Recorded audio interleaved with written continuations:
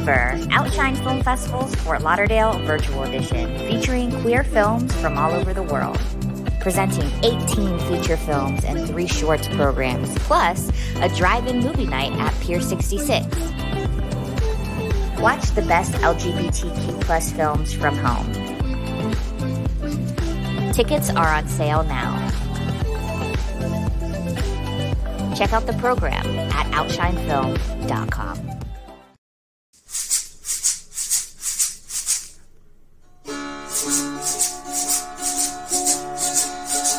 Outshine, oh outshine, I wanna shine with you. Outshine, oh outshine, I wanna shine with you. Hello Miami, like you can see, it doesn't shine in Finland.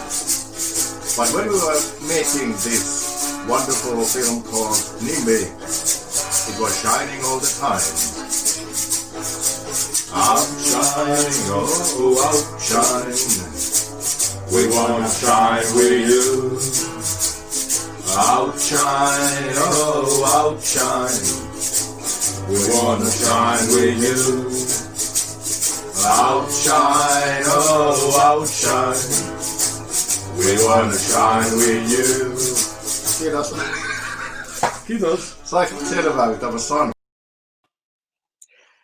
Hello, everybody, and welcome. My name is Victor Gimenez. I'm your executive director for the OUTshine LGBTQ+ Film Festival, and this is the virtual Q&A for NIMBY. And then you'll find out shortly who those two gentlemen were in that very humorous intro video. Joining me today for this virtual Q&A, we have the lovely vice chair of the festival, Jennifer Kriz. Hi, Victor. Hello, welcome. I'm still dancing to the great song that was written for our festival. I know. I don't know why it took so long after all these years of a festival to get a theme song. Well, that's because we kept changing names, so it's only really, if you think about it, not a big deal. True. All right. So first person we're going to bring into the room is actually one of the participants in the intro video. It's the director and co-writer of the film, Teemu, Nikki. Outshine, oh outshine, I wanna shine with you. Hello. Hello. Thank you and welcome to joining us. Next person we're going to have is his partner in crime for that intro video, also producer of the film. It is Jani. I wonder who that old hippie was in that video. But he's the composer, you know. And actually, Teemu's co-writer. There we go. There we go. Next up, we actually have the lead actress and star of the film, Susanna Puquila. I'm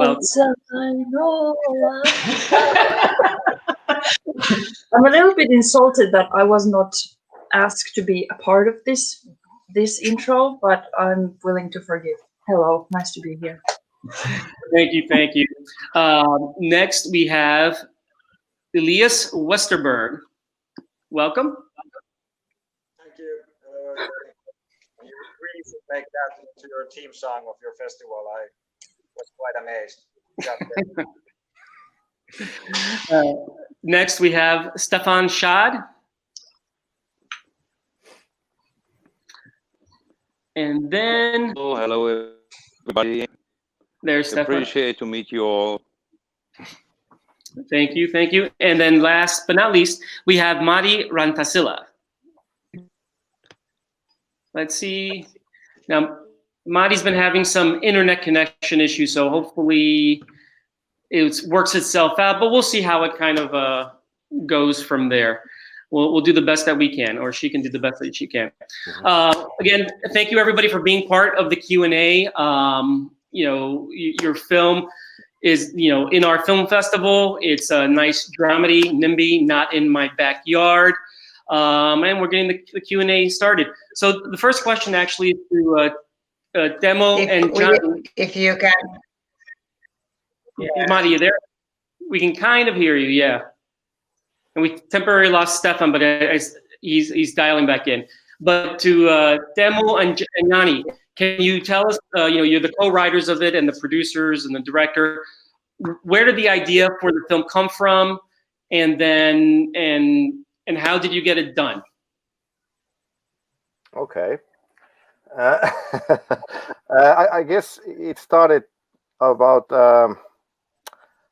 me and Jani thinking about our tolerance among different kind of people, and we realized that it's quite easy to be tolerant when you sort of when things are not close to you. And we were doing our best to write a very funny film about that, but in the end, it's I would say that it also it's quite dramatic also. But I think that was how it started. What do you say, Jani? Well, about that, yeah, it's like quite often we tend to write things about stuff that bothers us. So again, this was bothering at the time. Basically, the fact that like if you are tolerant people, you do not even try to understand the ones which are intolerant people, which actually makes you intolerant, which is a bucker, but that's how it is. And then how we get it done basically was that this is funny. Like this is probably from our productions, in a way, the one which didn't get funded in various countries and various instances. But then we decided, like, basically, I don't remember, I'm really bad in years. We decided just before production that we are anyways going to make it, even though we were lacking a little bit of money. I took it from Teemu's pockets and Teemu took it from my pockets because we own the company 50-50. And, as a quick little follow-up, when you wrote the film, was it always going to be like a dramedy, comedy, drama, or was it ever always going to be a drama and then you decided to add humor to it, or was it always, the end product was always what you envisioned, or did it morph from purely drama to a little bit something with a bit more humor in it? I guess we were talking in the beginning. We were talking about the comedy. But then at some point when we were writing the story and we had all these topics and they are not also funny topics, so it became at least for us it came maybe a bit difficult to make everything funny. So we tried to make sort of if it's not funny, that it will always be interesting. So that was our tactics with the subject. But I think it's pretty funny. It's also that, but it's not all the time funny. Yeah, that's true. No, and that's why I think the term dramedy works. It's drama and comedy in there and all that. And then you have the story idea, and then you got to create the film, and you got to cast the film. And here we have a great cast here. I guess this is a question to both of you, but then everybody else in general is like, can you go into the casting process and then how each individual actor, how you actually got cast into the film? You can go more detail about that.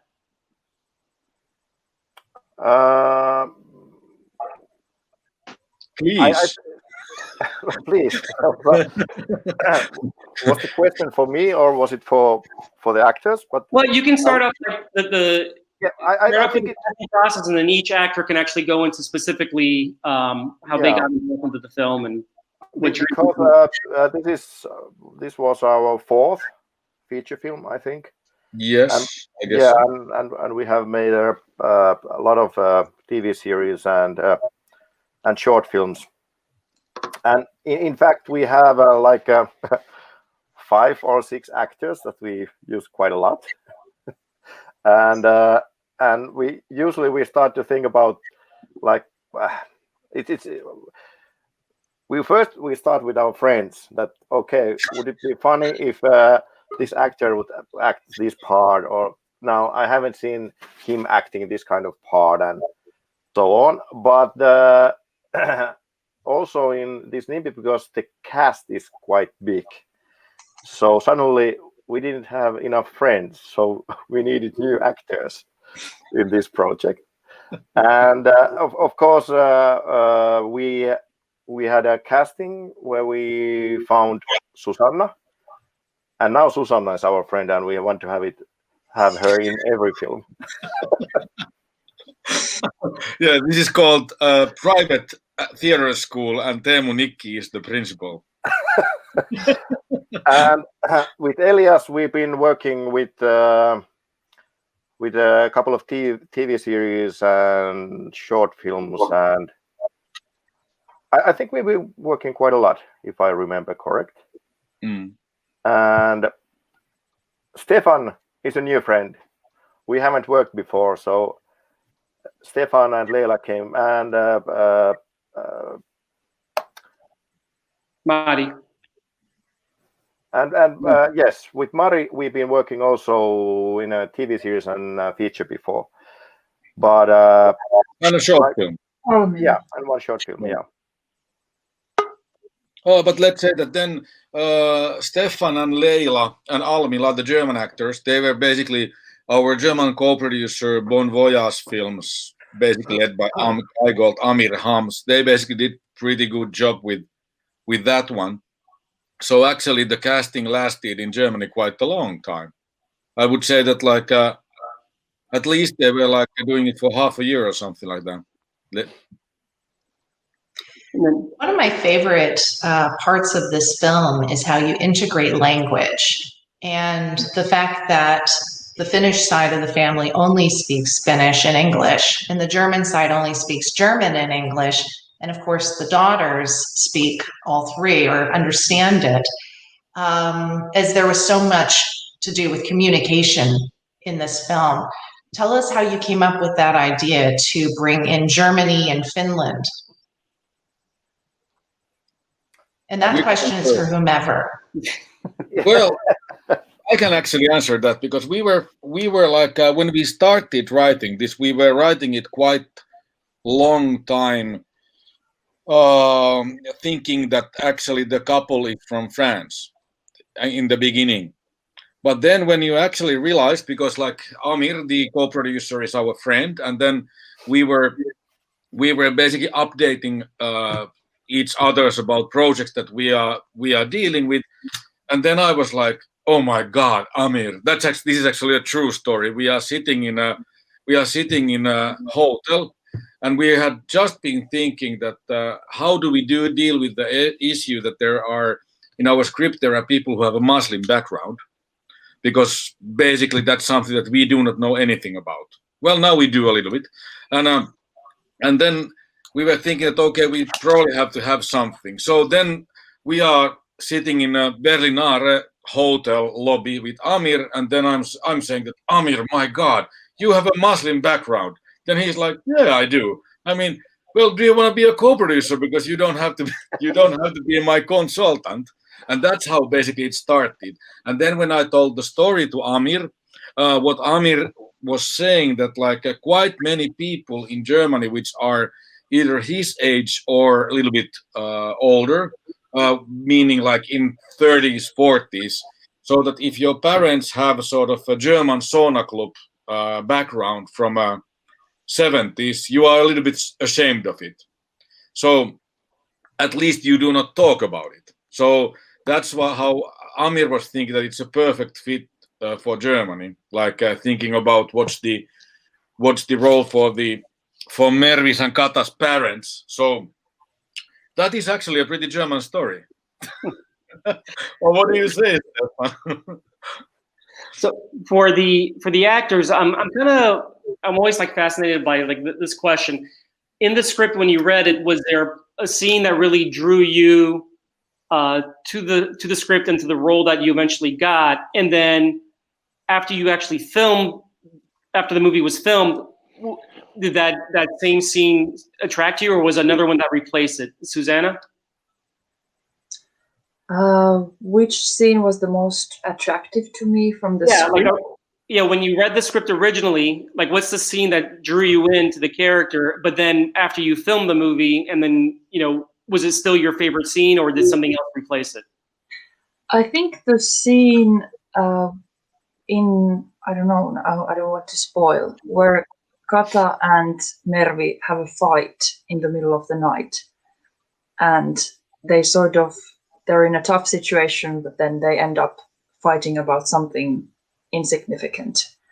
And this was actually me and Almila's audition scene, and it was always like it's one of my favorite scenes of the movie now.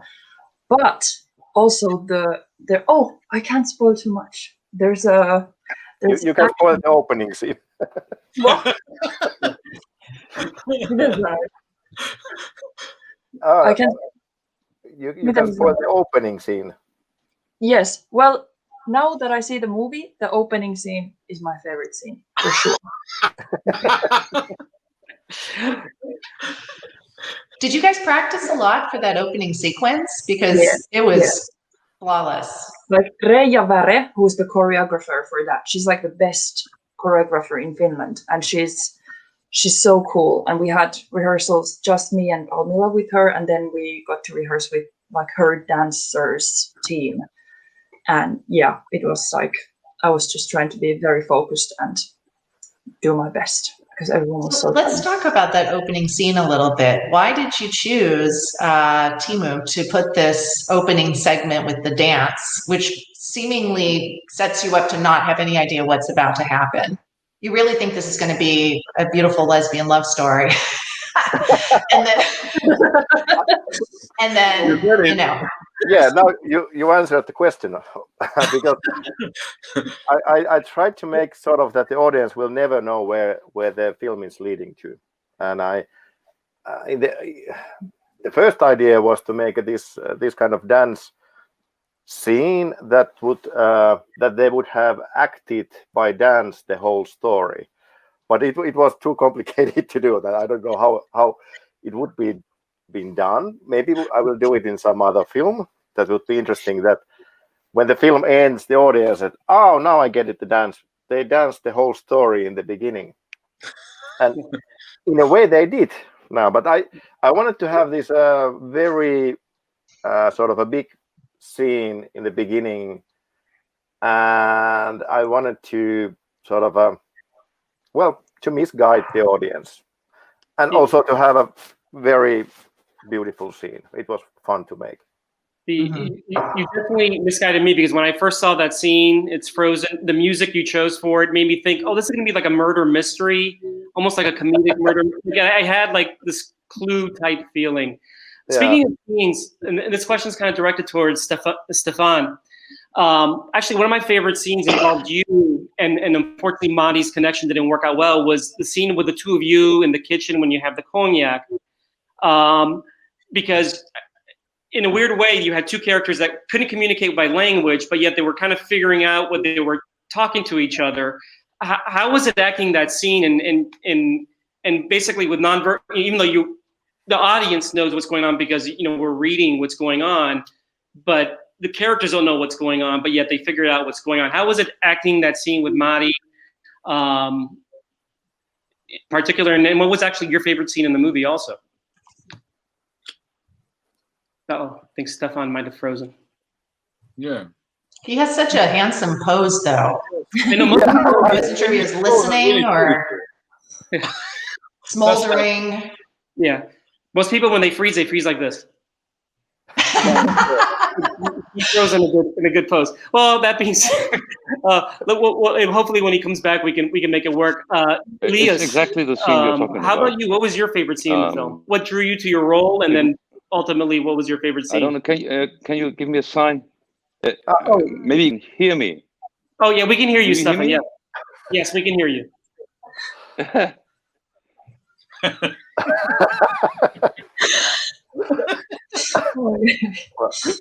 Can you hear us?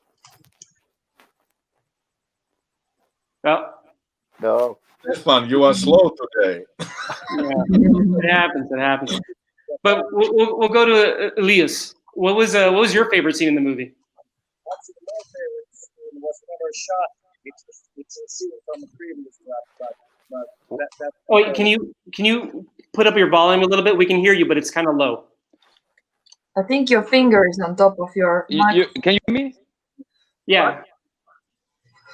Can you hear me? A bit better. What about now? Yeah, we hear you now. Yeah, there you go. Go ahead, Elias. It should be like one. Yeah. Perhaps my favorite scene is a scene where Mika is driving in Soramontu, which means driving circle in a sand pit, or how would you say it? The quarry. Yeah. And but actually, when I read the script, what I found really interesting was the language, or how would you say, the scenes where you have many languages that happen inside the house. Well, I don't know if you heard, but the scene that first got me into the script, we actually never shot it because I think Teemu cut the scene from the previous draft. But I would say stuff with the car somehow brought me in, because I didn't have a driver's license before the film, and so, but yeah, something like that. The Soramontu scene is my favorite. When you get out of the car, I'm dizzy. How are you? It was exciting, I would say. Victor, go ahead. Actually, it's fun. It's funny because a day before we started shooting, Teemu taught me how to do it in the crash pit. Yeah, I did. It's yeah. Like planned with Teemu before, and he taught me, because I had just gotten my driver's license before we started filming. It was actually quite fun. Yeah. I myself, from that kind of town, from a very small village, and we used to do that. We used to drive around these Soramontu, so I'm very familiar with that. Excellent. The other really good scene that I enjoyed was like and it was like just a well staged scene, was the scene where it's like the open closed loop relationship scene where Susanna's character and discovers that her parents are having sex behind closed doors, but it actually involved another couple, and I'm not giving anything away because it's in the trailer, but it was just well shot and staged. And how was that scene to actually produce, and how was it, Susanna, to actually act in that scene? Because I want you to say that I've been in a situation where in fact my mother once said something to me that honestly, if I wasn't sitting down, I would have probably passed out and fallen backwards. So I know what that character felt like in that type of situation. Not exactly that same situation, but I have been in a situation where like, what just happened here? And I want you to know that from my point of view, you hit it out of the park. So how was that scene to create and actually film, and how was it to act in? I can start saying that it was my first day of filming in the studio and with the whole cast in. So I was nervous, but yeah, I remember it well this day. And to act it, yeah, it was fun. And to analyze the meaning of it, it's like, well, sexuality is often a taboo to yourself, and let alone your parents' sexuality. Like, it can be too much, for sure. I think it's funny, and the funniest in that scene is always, to me, Kata's reactions and how she's like, somehow like, nice to meet you. And I love how Valmila is playing in that scene. And then for Teemu and Jani, was that scene always there from the beginning of the script? And then in the way you did the whole reveal, was that always there from the beginning? Yeah, the whole story has started from that scene. So we first had that scene, and then we were thinking about, okay, what this film is about. It started there. That's true. I mean, Yeah, like, it's true. Yeah, it was sort of the idea was that this would be a funny start for a film, and we didn't know where it would sort of go, but it was the first scene that we wrote. and I love how you make the lesbian characters the normal ones. Everyone else is so flawed. so true. and dysfunctional and intolerant, and no matter how religious they are or how giving they are with society, with the refugee camps in the case of Susanna's character's parents, they're all deeply flawed and prejudiced. So tell us how you and even the lead ladies as well. Tell us how you came up with that idea, Teemu. I guess we wanted to sort of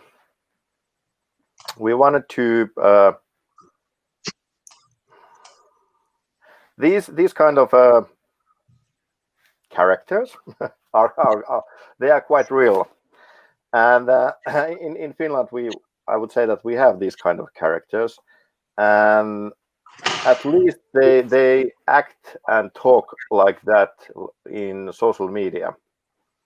And one of the things that we wanted to, because the film is about communication, I think that's the meaning of this film.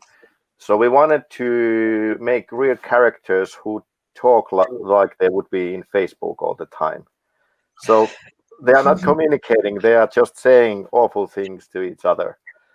And this is sort of the thing that we are trying to to make them as real as possible, but in a way also as cliche as possible, because from my point of view, people are like that.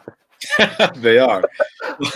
and then one thing, since, like you say, that's how the characters are. But also one thing which is in there is like when Kata and Mervi come to the parents and they are coming out from the closet. No one cares. They care about everything else, but not the fact that what their daughter is actually saying to them. So think about that, like whatever is the situation, even though you would be the most tolerant person in the world, and then your kid is telling you something important that you simply do not like. You cannot listen to her. It's like that's like one of the things which is there. And then when you were asking about producing the first scene and this thing, one thing which I think which made the film like it is the fact that we were first thinking we haven't been a great fan of studios with Teemu. Now we are. Because like basically we were looking for a real location to shoot it, but in the middle of the process just realized it was because of Sari that realized that actually it will be visually really more interesting if we do it in the studio, so that you actually do not understand that it's a studio. It's a little bit of a spoiler to know that it's shot in the studio, because it really doesn't look like that. No. Real quick, Stephan, I know you shut off your camera. Can you hear us, or can you try talking just to see how the connection is now? Yes, I can hear you perfectly. Do you hear me? Okay, and we can hear you. So actually, do you remember my very long-winded question from earlier, or should I repeat it? Yes, I do. Okay, good, Yes, good. I remember the question. Okay, perfect. Then yeah, go ahead. You were talking about or asking about the scene in the kitchen.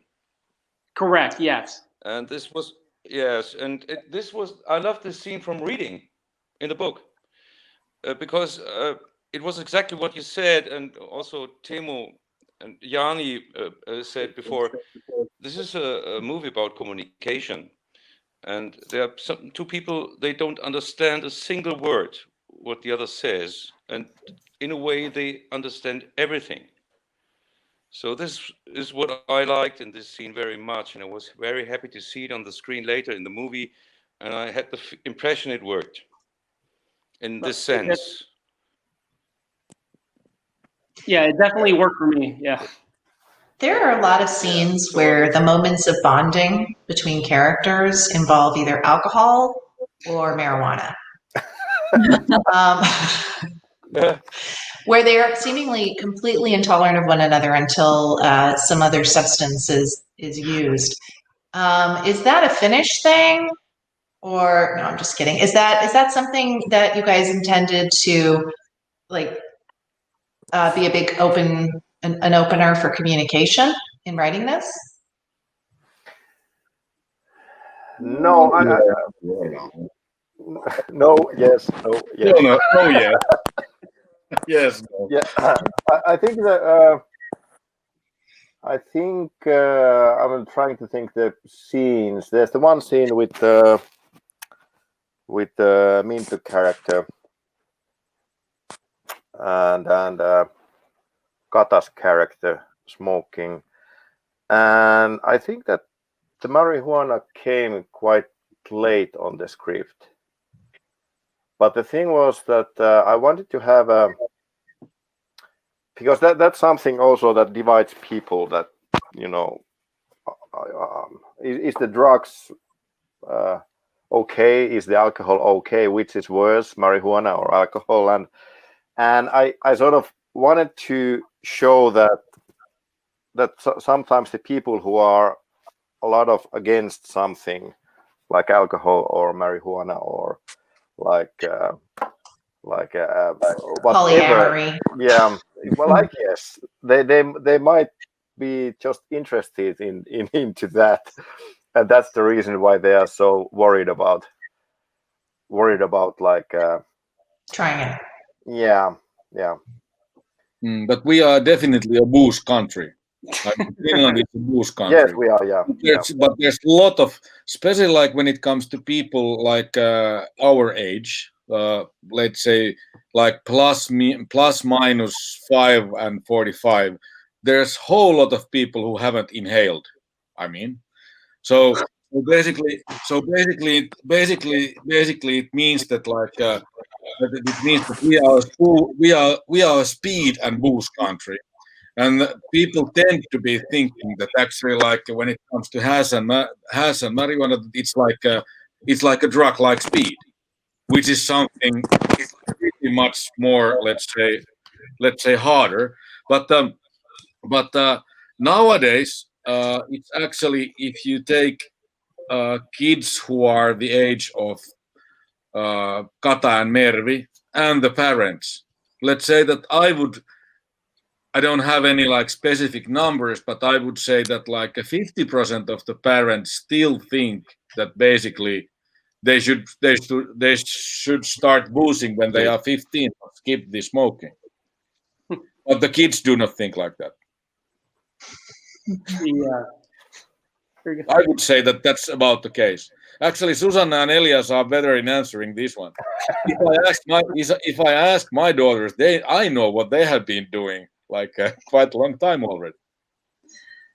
Well, I'm from a small town, so still when I grew up, it was more booze, and like if you would go to like smoking weed is not like casual, chill, normal thing like in France or Germany or in the Central Europe. It would be like casual somehow, but in Finland it's like if you do weed, then it means that probably the next summer you're addicted to heroin, and the summer you're overdosed and dying. Sorry. Are you?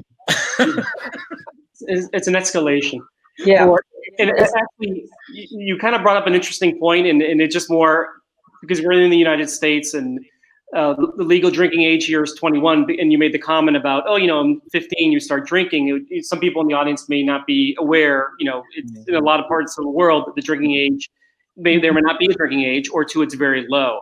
Just to add to that, it's illegal. Like the legal drinking age is 18, but everyone starts at like younger. I don't know, 13.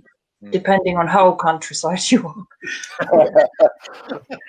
Real quick for Elias and Susanna, did you guys rehearse a lot on your own? Because it definitely came across as characters, and it's probably just because you're really great actors, that you guys definitely did have a history together, and you had that like unspoken, communication that we were talking about earlier.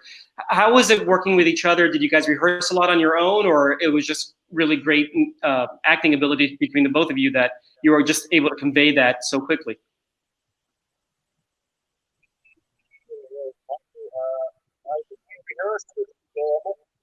Oh, we can't hear you. You sound far away again.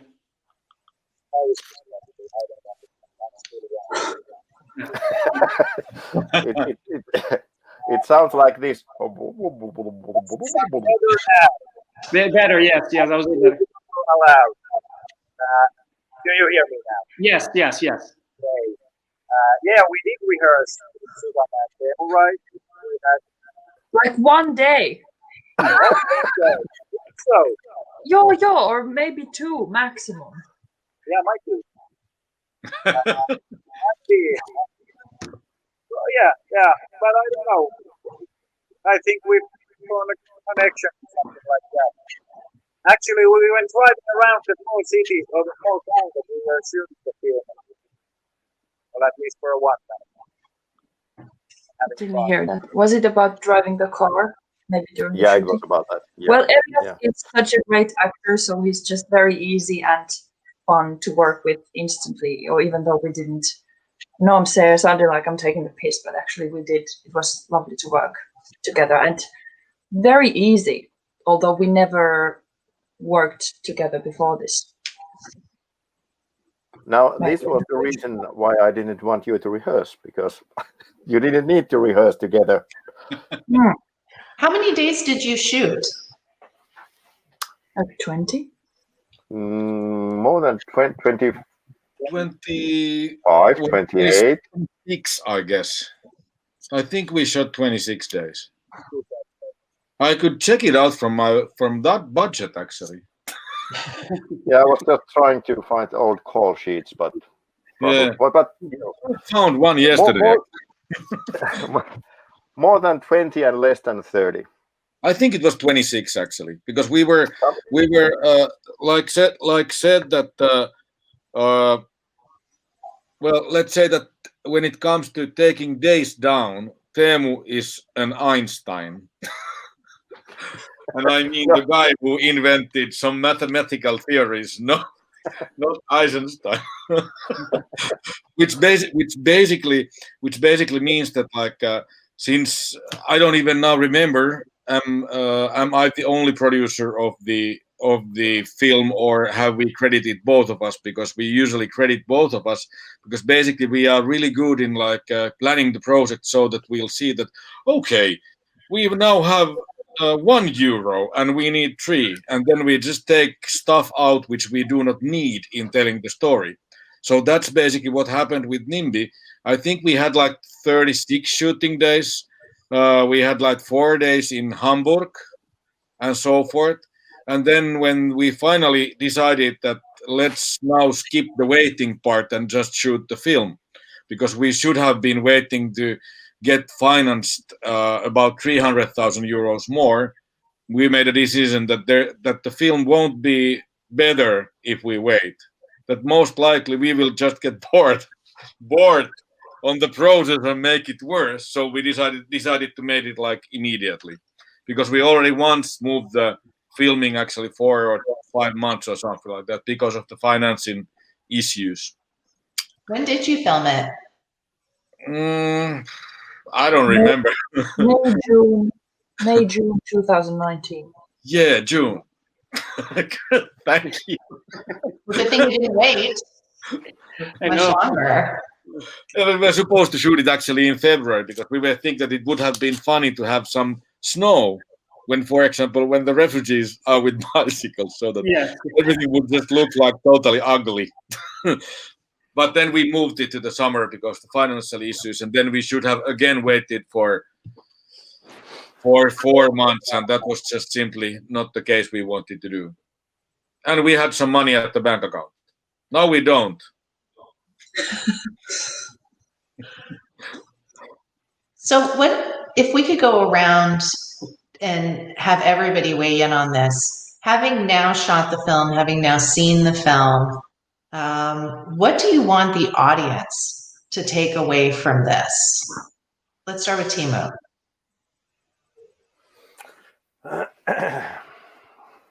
Well,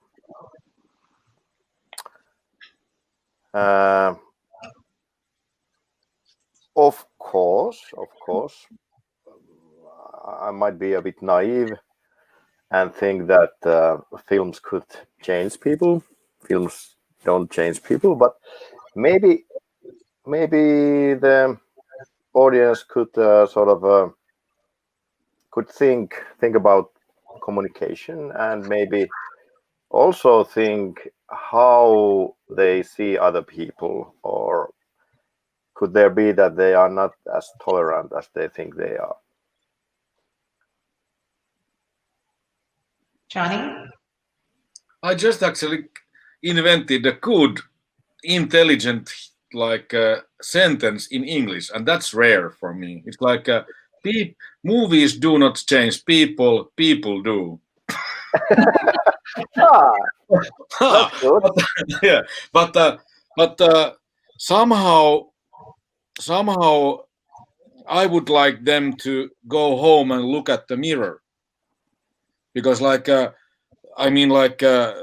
probably like it's pretty easy to know what the makers of this film think about all kinds of issues which have something to do with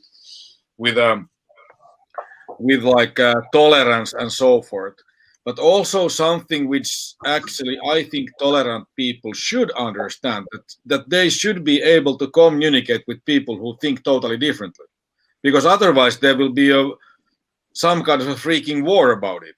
And that has almost happened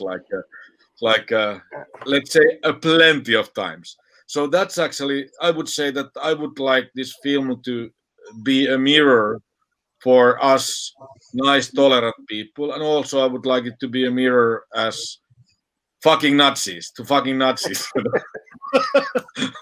Sorry about that. Sorry about that. Susanna, what about you? I would continue what Jan was saying, that the last time I saw the film, my thought afterwards was that Why did I make this?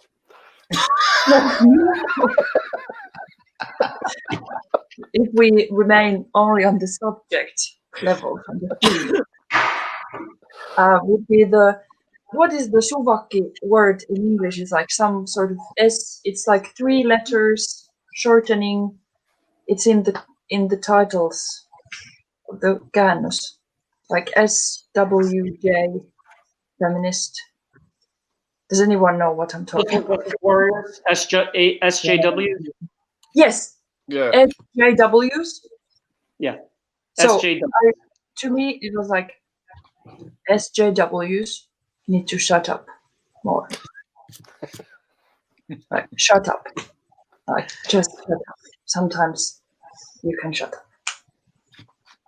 That's what resonates with me now. And also maybe feel a little bit better than before seeing the film. That's what I would wish. Elias? Susanna, what is kyseenalaista in English? To question. Yeah, I'd like if people to question their own truth, or even just a little bit. That would be nice. If after they saw the movie, that would be great. And what about Stephan?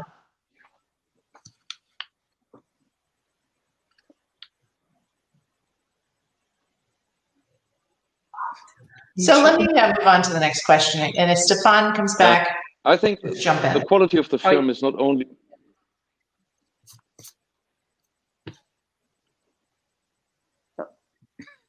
We lost you. Okay, so my final question is... I just say something.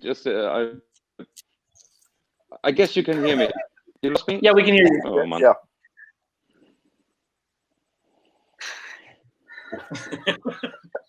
Internet. We can't hear you anymore.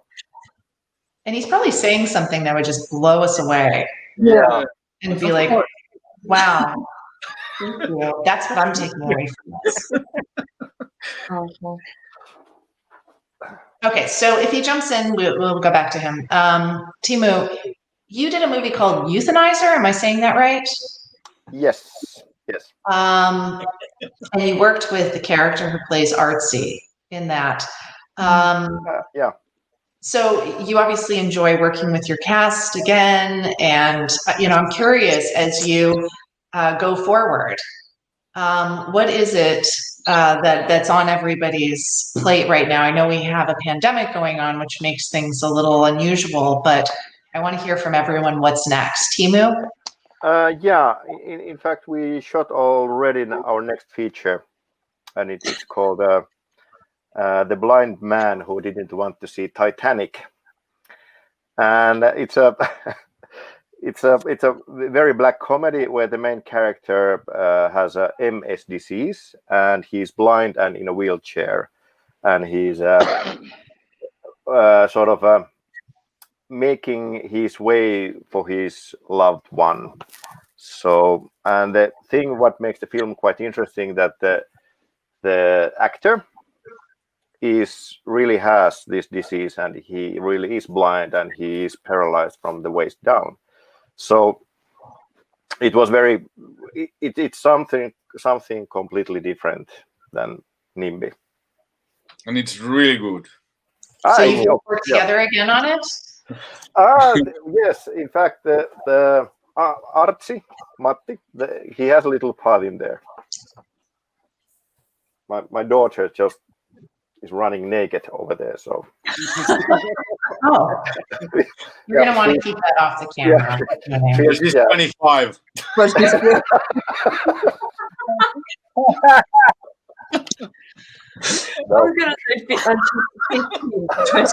It was a great spot for the joke, Yeah. Jani, what about you? Are you working on, besides this, with Teemu? Well, yeah, because we own the company 50-50, and we are working together almost always. Let's say 99.9%. So after NIMBY, we shot The Blind Man Who Didn't Want to See Titanic. Then we already shot one TV series called Mr. 8. I forgot that. Yeah, which is very busy. Yeah, we have been really busy. So that's a concept which we created together, and then we hired a writer because we've been too busy to write it ourselves. So that's out in January, and we are filming next TV series in January during the COVID. That's like a third season of a TV series / multi-remade format called Mental that we did a couple of years ago. And what else? We already did one short film also after NIMBY, I guess. Or was it before? I don't remember. Anyways, we've been really busy. But and also the next film after Blind Man Who Didn't Want to See Titanic, that's in pre-production already. So Susanna, tell us what are you working on, and what's keeping you busy with dealing with COVID? So I'm in a clown school in France that is open by a miracle of God. That's enough. Stephan?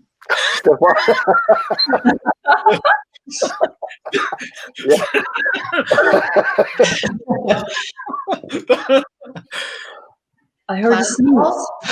He was trying to communicate something. I think we just heard a voice of God, Yeah. Yeah.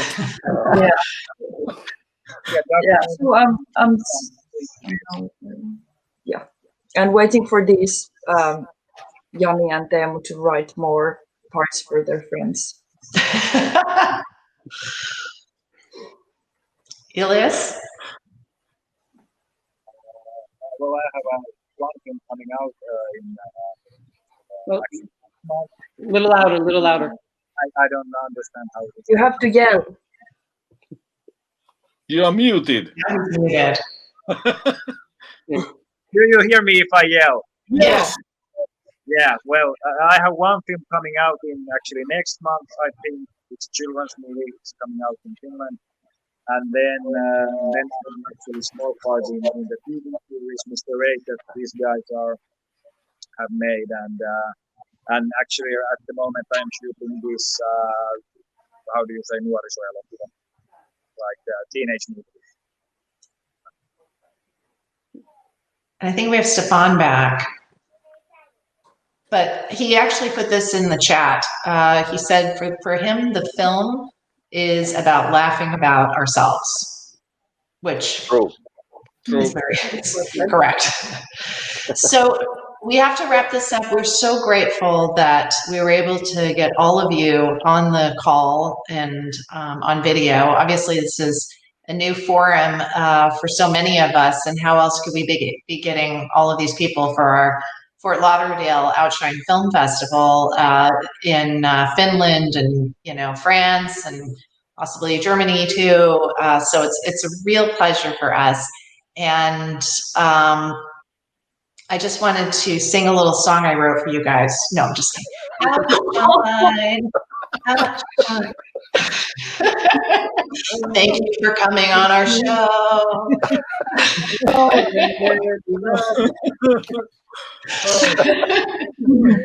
Thank you for having us, and I mean, like, it's amazing how fast you've actually been able to move from a physical festival into digital festival. And the best part of the COVID, and when it comes to best COVID and the best parts of it, is that actually there's a lot of people who can be in Q&As, because usually there's only one or two persons. So yeah, I think we can stay somehow these good parts of this one. Oh, that's good. No, and like Jen said, thank you very much for being part of the virtual Q&A, and we look forward to your next projects and watching your films, and I know our audience loved it, and again, thank you very much for being here today. Thank Thank you. you for having us. It was fun. And now for the people watching, we're going to show the trailer for NIMBY. Thank you again, everybody. Mä en vuoteen puhunut mun äidin kanssa. Mä voi aloittaa puhelimessa kertomalla, että mä oon lesbo. Oikeesti ne on niin maalaisia. Mervi. Meillä on tällainen rakkausjärjestely. Tässä on Mika. I'm Mervi's girlfriend. Ollaankin snapalankoja. It means that we both fuck Mervi. Oh! Farahmoos. Se pakolaisemme, joka tuli Suomeen. Se on täällä.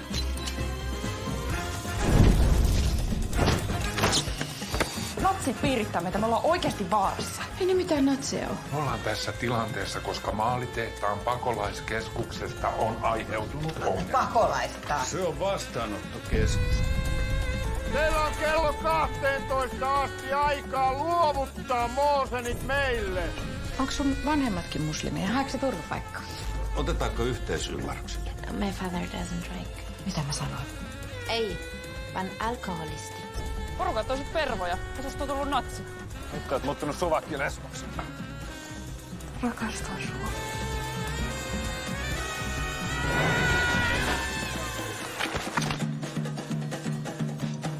Asemiin!